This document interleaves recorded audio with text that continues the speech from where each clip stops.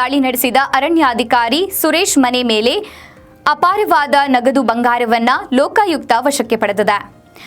Lokayukta SP Vasudev Ram, DYSP Mrityunjaya ನೇತೃತ್ವದಲ್ಲಿ ದಾಳಿ ನಡೆಸಲಾಗಿದೆ. ಅದರಲ್ಲೂ ಚಿತ್ರದುರ್ಗ ಜಿಲ್ಲೆಯ ಹಿರಿಯೂರಿನ ಎಸಿಎಫ್ ಸುರೇಶ್ ಅವರ ಮನೆ ಮೇಲೆ ಲೋಕಾಯುಕ್ತ ಅಧಿಕಾರಿಗಳು ಇಂದು ದಾಳಿ ನಡೆಸಿದ್ದಾರೆ.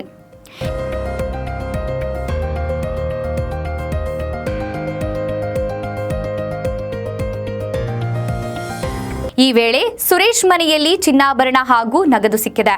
ಸುರೇಶ್ ಅವರು ಚಿತ್ರದುರ್ಗ ಜಿಲ್ಲೆ ಹಿರಿಯೂರು ವಿಭಾಗ ಎಸಿಎಫ್ ಆಗಿದ್ದಾರೆ. ಚಳ್ಳಕೆರೆ ಪಟ್ಟಣದಲ್ಲಿ ಅವರ ಮನೆ ಇದ್ದು, ಮನೆ ಮೇಲೆ ಲೋಕಾಯುಕ್ತ ಅಧಿಕಾರಿಗಳು ದಾಳಿ ಮಾಡಿದಾಗ ಸುರೇಶ್ ಮನೆಯಲ್ಲಿ 1 ಕೆಜಿ ಚಿನ್ನಾಭರಣ, 5 ಲಕ್ಷ ರು ನಗದು ಪತ್ತೆಯಾಗಿದೆ. ಜೊತೆಗೆ 9 ಎಕರೆ ಜಮೀನು, 3 ನಿವೇಶನ ಸೇರಿ ಅಪಾರ ಆಸ್ತಿ ಪತ್ರ ಪತ್ತೆಯಾಗಿದೆ.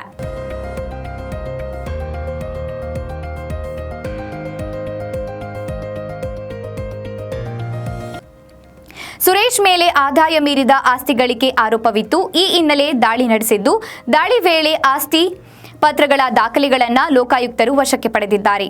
ಲೋಕಾಯುಕ್ತ ಎಸ್ಪಿ ವಾಸುದೇವ್ ರಾಮ್, ಡಿವೈಎಸ್ಪಿ ಮೃತ್ಯುಂಜಯ ನೇತೃತ್ವದಲ್ಲಿ ಈ ದಾಳಿ ನಡೆದಿದ್ದು ಪರಿಶೀಲನೆ ನಡೆಸಿದ್ದಾರೆ.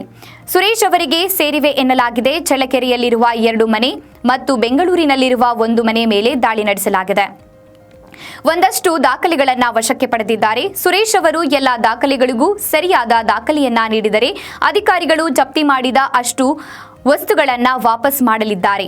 ಸದ್ಯ ಸುರೇಶ್ ಅವರಿಗೆ ಸಂಬಂಧಿಸಿದ ಮನೆಗಳಲ್ಲಿ ಕೆಜಿಗಟ್ಟಲೆ ಚಿನ್ನ, ಲಕ್ಷಾಂತರ ರೂಪಾಯಿ ಹಣ ಸಿಕ್ಕಿದೆ ಎಂದು ಮಾಹಿತಿ ಲಭ್ಯವಾಗಿದೆ.